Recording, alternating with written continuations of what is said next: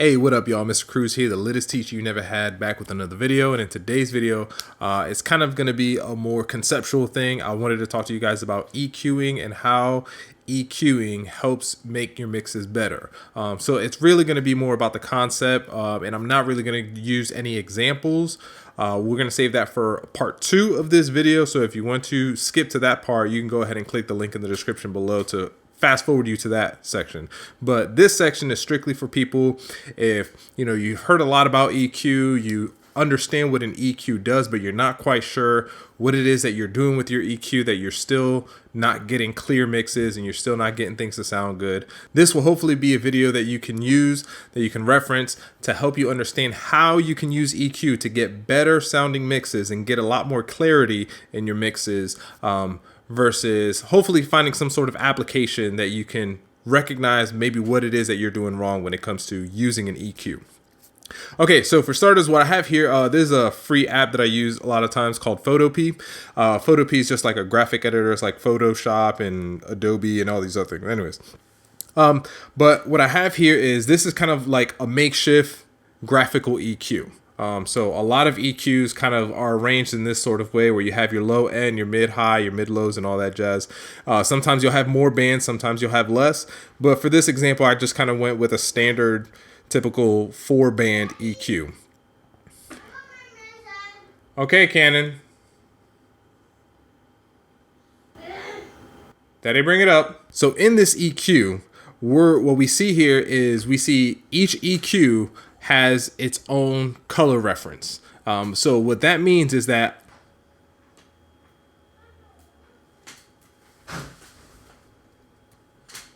freaking stink bug. All right, so what we have here is a 4-band EQ. So this is probably similar to a lot of your DAWs use. Sometimes you have more bands, sometimes you'll have less, but in essence, this is kind of where a lot of the sound frequencies end up boiling down to. But what we do notice here is that each band is its own color. So that means that any instrument that I'm throwing into the high end is gonna have more of their sound quality or their sound characteristics are going to be in the high end, and they're not going to transition into the mid or the low or the mid lows or any of that stuff. Because this is essentially what we want. When we're EQing instruments or when we're EQing a song, we want to have those bands separated. We want what's in the low end to be in the low end, what's in the mid low to be in the mid low, and mid highs, and so on and so forth. Now, you can have instruments that take up 2 bands, but that can oftentimes complicate things in a sense where if you have a lot of instruments in a song and a lot of those instruments are taking up 2 bands, you're not going to get a lot of clarity out of them. So this is what we want. We want every single instrument, not every single instrument, but we want a lot of the sounds and a lot of the instruments, a lot of the characteristics of a song to have its own space. And that's probably the key word here, is we're talking about space. Everything needs to be in its own space for it to stand out and punch through the rest of the instruments that it's competing against. All right, so this is what we want. So what we're gonna go is we're gonna go to my default one here. So let's say this is how we're starting out a song. We've got all these instruments. We've got drums, we've got vocals, we've got strings, guitars, all these other things going on in a sound. But when we're playing them all together, they sound cluttered. Right? We're not able to hear the vocals stand out a whole lot clearly. We're not hearing the guitar stand out. We're not hearing the bass and all these other things. So what we're going to do is we're going to EQ out the frequencies that we don't need. All right. So again, this is a Photopea, and any kind of photo editor. And this is the reason why I wanted to use this, is because any photo editor works essentially in layers. So whatever's on the top layer is what I'm going to see. If what's on the top layer is covering up what's beneath it in the second layer, I'm not going to be able to see that. And you'll be able to tell because I am going to...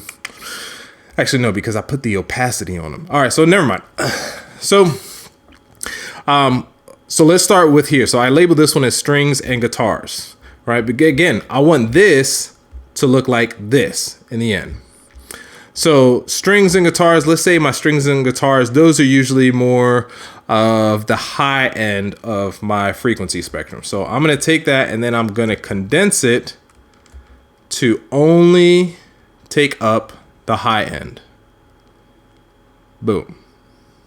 Now that instrument might have some mid-high, some mid-low, some low frequencies that are in there, but I'm gonna cut all of that out and I'm only gonna keep the high end, because the high end is really where the strings and guitars get their harmonics from. In this example. All right, so next we're gonna go over to vocals. Now vocals, they tend to be somewhere around the mid-high end. So we're gonna condense this here to the mid-highs. See, and now we kind of get the point, and we see how this is coming together.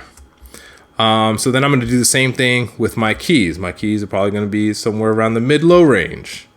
So I'm going to cut that out, cut all the frequencies in those to only take up the mid-low range.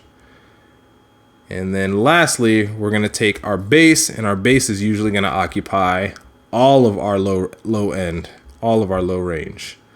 So bam. So once I do that, and I think if I did this correctly, does it look the same? Bam. So if I A and B these, we see that we got the same thing, right? So that's what we want to do when we're EQing. Now, when we're EQing, obviously, we're not talking about colors, but we're talking about frequencies. And different instruments, different sounds have different frequencies. And the goal and the objective is to find where does that frequency, like what are the frequencies in that instrument or in that sound that really stand out? That when I cut that frequency out, I really don't like the sound of that instrument. We want to highlight that frequency, and we want to cut out the rest of them. So that way, when we mix everything else in with it together, that frequency, that instrument is going to stand out, because the frequency that instrument's harmonics are really in, that really shine, are always going to be there. And we're going to cut out that same frequency in all the other instruments, so that way it's not competing. Because you see here that none of the other colors are competing with each other, because they all have their each individual space. All right, so hopefully that's something that's helpful to you guys. Again, if you guys want to see an example, go ahead and click the link in the description below to go on to part 2 of the video. And in part 2, we're really going to use an example with actual audio files to be able to show you guys how you can get clarity in your mix by using frequencies, or using an EQ to filter out frequencies that you do not need, so that that instrument or those sounds can really stand out. It's your boy, Mr. Cruz, out.